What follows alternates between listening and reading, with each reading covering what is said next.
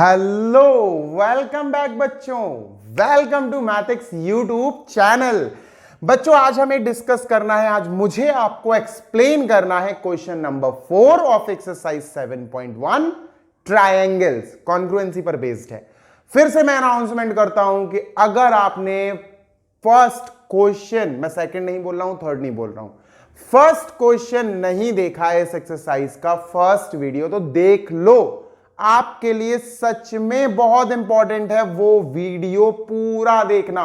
उसको देखो, 101% आपको 50, 60, 70, 80% कॉन्सेप्ट वहां से मिल ही जाएगा। राइट बच्चों, ये है क्वेश्चन नंबर 4 और इसको करने से पहले if you are new to this channel then don't forget to subscribe and hit bell icon so that आने वाली सारी वीडियोस के नोटिफिकेशन आपको मिल जाए और आप नोटिफिकेशन मिस ना कर सको। बच्चों क्वेश्चन नंबर 4 इस प्रकार है, पूरा क्वेश्चन मैंने बोर्ड पर लिखा है। You should open page number 119 in your NCERT books. Right, class 9 है। चलो, L and M are two parallel lines। देखो ना, ये अपनी L गई, this is L, this is M, ये M गई। ठीक है बच्चों, L and M are parallel। जब दो लाइंस पैरेलल होती है और बच्चों जब ये लाइन जब इसको ट्रांसवर्स करेगी, ट्रांसवर्सल कहलाती है ये, तो बच्चों ये एंगल और ये एंगल ऑल्टरनेट इक्वल होते हैं। राइट, चलो आगे पढ़ते हैं। तो मार्क कर लो बच्चों, जैसे आप देखो हल्के हल्के मार्क कर लो। ठीक है, तो इसको मार्क मैं बाद में कराऊंगा, अभी छोड़ो उसको। ये Z बन गया ना, प्रॉपर Z, तो उसको बाद में मार्क कराएंगे अपन। ठीक है, मैं आपको याद दिला रहा हूं कि ऑल्टरनेट क्या होते हैं, ऑल्दो ये अपन को मार्क यहां करने की जरूरत नहीं पड़ेगी, सो इसको मैं इरेज कर दूं। क्वेश्चन पढ़ लेते हैं पहले। ठीक है, चलो बाद में आपको ऑल्टरनेट फिर से बता दूंगा मैं। Question is L and M are parallel. ठीक है भैया, पैरेलल लाइंस जा रही है, इन दोनों पैरेलल लाइंस को दो और पैरेलल लाइंस इंटरसेक्ट काटती हुई निकल गई। ठीक है, P एंड Q निकल गई काटती हुई। Getting my point. और वो दोनों आपस में क्या है, पैरेलल है। P is parallel to Q, L is parallel to M। हमें प्रूफ करना है ABC ये वाला triangle is congruent to CDA ये वाला ट्राइंगल। Getting my point. इसका नाम लिख देते हैं, let me just right it like 1, triangle number 1, और इसका नाम लिख देते हैं ट्राइंगल नंबर 2। बच्चों कुछ भी इक्वल नहीं दिया है। दो ट्राइंगल्स को बच्चों कॉन्ग्रुएंट करने के लिए हमें कितनी चीजें इक्वल प्रूफ करनी पड़ती हैं, कितनी चीजें इक्वल दिखानी पड़ती हैं? हमें कम से कम बच्चों तीन चीजें इक्वल दिखानी पड़ती। कम से कम क्या, तीन ही चीजें चाहिए। मतलब इस ट्राइंगल की 3 things should be equal to इस ट्राइंगल की 3 थिंग्स, इस वन वाले ट्राइंगल की 3 things should be equal to इस सेकंड वाले ट्राइंगल की 3 थिंग्स, है ना। अगर आप 3 चीजें इक्वल शो कर पाए, 3 things of this, 3 things of this, तो आपके दोनों ट्राइंगल कॉन्ग्रुएंट हो जाएंगे। चलो बच्चों इन दो ट्राइंगल्स को बनाते हैं जरा। ठीक है, देखो पहले मैं इन दोनों ट्राइंगल्स को जॉइनली बनाता हूं। जॉइनली मतलब एक साथ बिल्कुल टच चिपके हुए। ठीक है, तो ये भैया ट्राइंगल्स को मैंने ज्वाइन करके बना दिया और ये अपनी लाइन आ गई लाइक दिस। ठीक है, अब बच्चों गौर से देखना, this is B, this is C, this is D, this is A। अब मुझे इस ट्राइंगल और इस ट्राइंगल को करना है कॉन्ग्रुएंट। ठीक है, सुन रहे हो ना अच्छे से? बच्चों एक बात बताओ, अगर ये दोनों लाइंस पैरेलल हैं, ये दोनों देखो, ये L और ये M, ये L गई, ये M, ये L का हिस्सा, ये M का हिस्सा, तो बच्चों ऐसा Z भी तो बन रहा है। देखो दिस दिस दिस, क्या मतलब हुआ? इसका मतलब बच्चों ये वाला और ये वाला एंगल दोनों ऑल्टरनेट होंगे कि नहीं होंगे?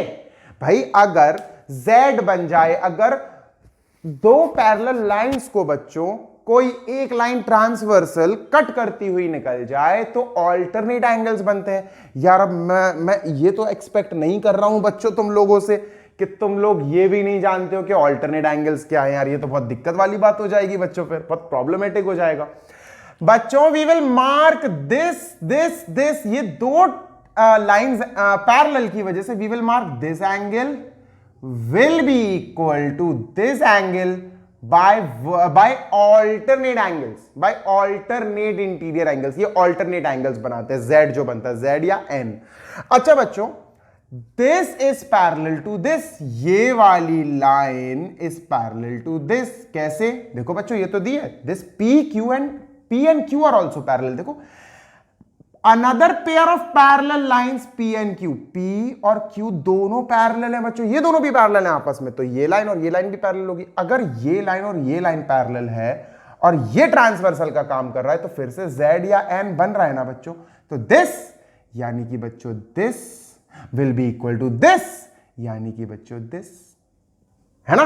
Getting my point? समझ में आ रहा है ना? तो पहले बच्चों हमने इन दोनों एंगल्स को इक्वल किया, ये जो मैंने डार्क किए, किसकी बदौलत इक्वल किया बच्चों? AD is parallel to BC, यानी L is parallel to M। Getting my point? तो बच्चों हमें ये चीज तो पता चल गई कि हां दो पेयर दो एंगल्स के हमने इक्वल करा दिए, ठीक है। अब बच्चों अपन एक काम करते हैं, इन दो ट्राइंगल्स को अलग बनाते हैं। Let me make these two triangles अलग थलग, और ये बना दिया मैंने फर्स्ट ट्राइंगल ABC, ठीक है। तो let me just make this angle ऐसा, और यहां ये एंगल डार्क है तो मैं यहां ये एंगल डार्क बना देता हूं। बच्चों अलग अलग थोड़ी सी इंडिकेशन बनाया करो कि अलग अलग दिख सके, है ना।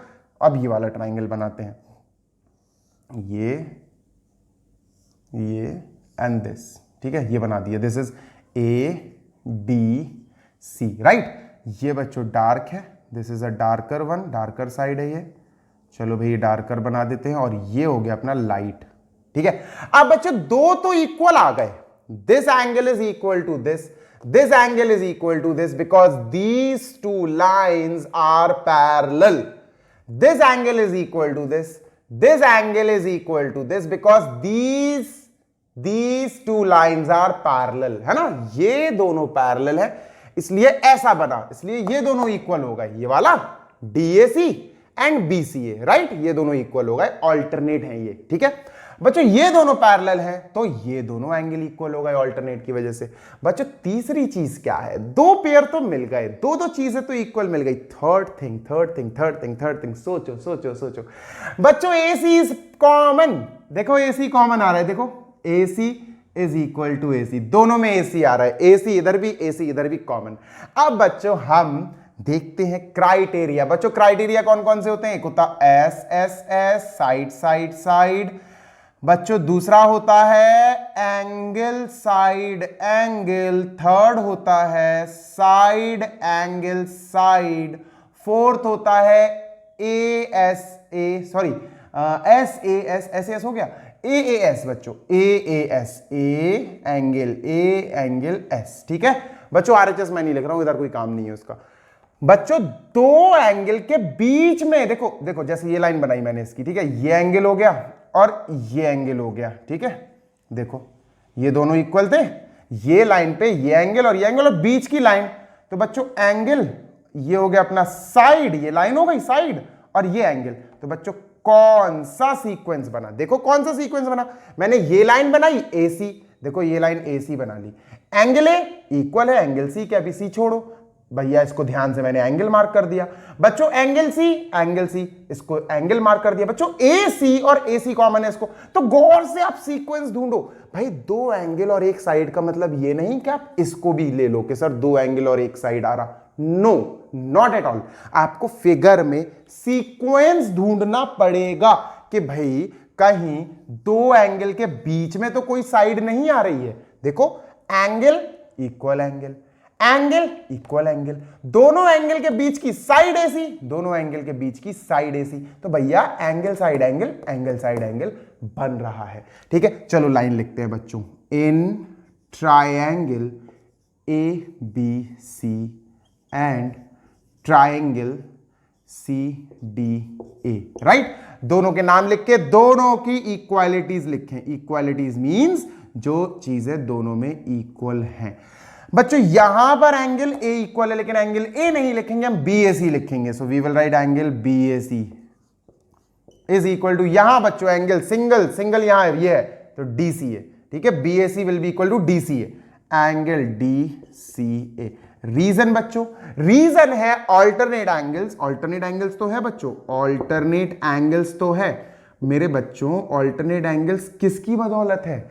ये जो दो एंगल्स बने, ये इन दोनों की बदौलत है, ये एन वाली एंगल है, एन बच्चों, ये दोनों लाइन पैरेलल की वजह से ये एंगल और ये एंगल इक्वल आए, ये दोनों ऑल्टरनेट आए इन दो की वजह से, और इन दो का नाम है पी पैरेलल क्यू। तो हम इसके नीचे लिखेंगे पी पैरेलल क्यू। बच्चों ये पैरेलल का सिंबल है, 11 नहीं है, ये पैरेलल का सिंबल है। अब आते हैं दूसरी पे बच्चों, दूसरी अपन को साइड इक्वल साइड लिखना है बच्चों, तो we will be writing A C side equal A C side और ब्रैकेट में लिखेंगे कॉमन, बोथ आर कॉमन, कि भैया जी ये कॉमन है, ये दोनों में कॉमन आ रहा है, ए सी और ए सी दोनों ट्राइंगल्स में कॉमन है। थर्ड थिंग इज अपन ने इन दोनों को टैकल कर लिया, इन दोनों को टारगेट बना लिया। अब ये डार्क वाला एंगल, इसका नाम क्या है, BCA, इसका नाम क्या है, DAC।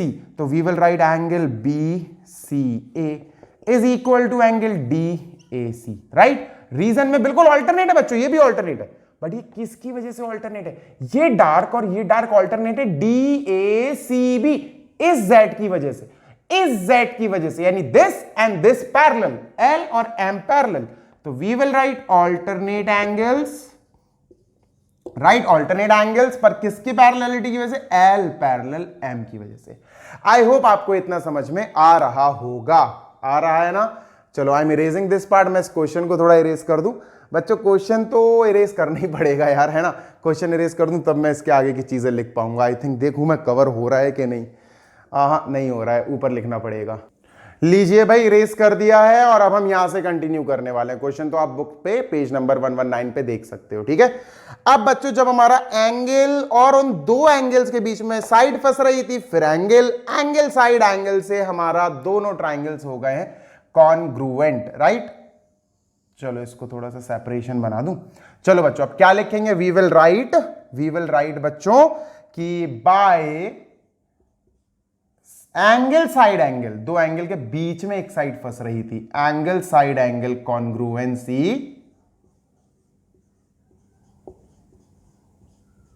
Angle side angle congruency triangle BC कहां चला गया, sorry, triangle ABC is congruent to triangle CDA, hence proved. और हमें यही प्रूव करना था, प्रूव्ड या शोड जो भी था, हैंस प्रूव्ड बच्चों, यही हमें करना था, ठीक है। तो द थिंग इज आपको एनालाइज करना है, एनालाइज करना है और एनालाइज करना है। तीन चीजें सेम निकालनी है कि भैया इस ट्राइंगल में और इस ट्राइंगल में कौन कौन सी तीन चीजें इक्वल आ सकती हैं। उन तीनों चीजों को इक्वल निकालने के बाद भी एक टारगेट होता है, एक आपका टास्क होता है, और वो टास्क है इनमें से सही सीक्वेंस को चुनना। भाई इस पूरे क्वेश्चन में दो एंगल आए थे इक्वल, देखो ये इक्वल, ये इक्वल, ये, और एक पेयर ऑफ साइड इक्वल था। तो भाई इसको लगाएं कैसे, सजाएं कैसे। यहां पर भी दो एंगल और एक साइड है, यहां पर भी दो एंगल और एक साइड है, लेकिन ये सही बैठा है ना, दिस इज करेक्ट। क्यों, एंगल के बीच में एक साइड फंस रही है, एंगल के बीच में एक साइड फंस रही है, that's why ASA was correct one. बच्चों आई होप मैंने अच्छे से समझा दिया, आपने अच्छे से समझ लिया होगा। If you like the video, अगर आपको समझ में आ रहा है तो बच्चों कमेंट डाउन जरूर करना, right. For next video, for next question we will meet in next video. Till then take care, bye, happy learning.